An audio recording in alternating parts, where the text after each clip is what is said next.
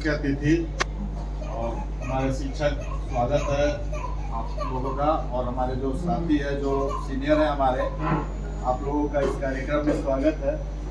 सबसे पहले मुझे सन 1999-2000 में एक्यूप्रेशर के बारे में पता चला।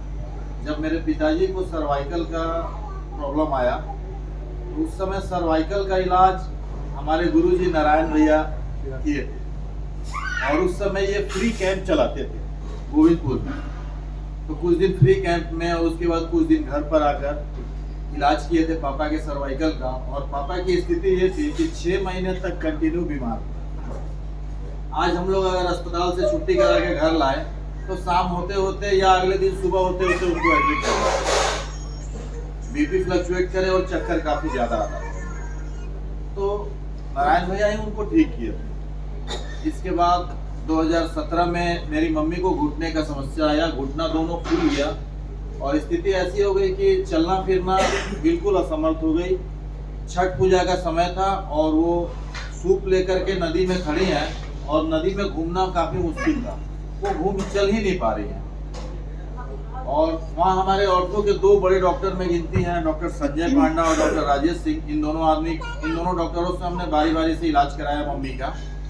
तो पहले डॉक्टर 2 महीना इलाज किए, उसके बाद बोले कि नहीं इलाज अब नहीं हो पाएगा, इनका नी सर्जरी कराना पड़ेगा आपको।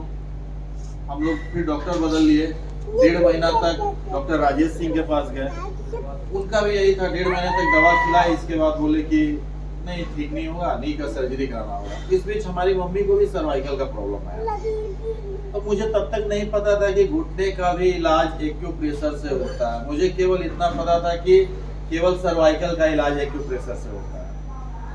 तो सर्वाइकल के इलाज के लिए ही फिर से नारायण भैया को हम खोजे। ये घर बदल लिए थे, इनके घर गए खोजते हुए, घर पर नहीं थे, नंबर मिला, बुलाए तो सर्वाइकल का इलाज मम्मी का शुरू हो गया। बात होते होते 2 दिन बाद उनको बताए हम लोग कि सर्वाइकल के साथ साथ घुटने का भी प्रॉब्लम है और डॉक्टर सर्जरी के लिए बोल रहे हैं। तो ये बोले कि सर्जरी की जरूरत नहीं है, हम ठीक कर देंगे। और इसके बाद ये इलाज करना शुरू किया। धीरे धीरे सूजन खत्म हो गया, चलने लगी और आज स्थिति ये है कि जमीन पर बैठती है। जमीन पर खूब आराम से आप बैठाना बोलिएगा तो आराम से जमीन पर फांसी मार के बैठती। तो वो भी नारायण भैया की। इसके बाद मुझे लगा कि बेकार 3-3.5 महीना दवा खिलाए, डॉक्टर लोग के चक्कर में दुनिया भर का टेस्ट कराए, तो समय बर्बाद किए, सारा कुछ बेकार था।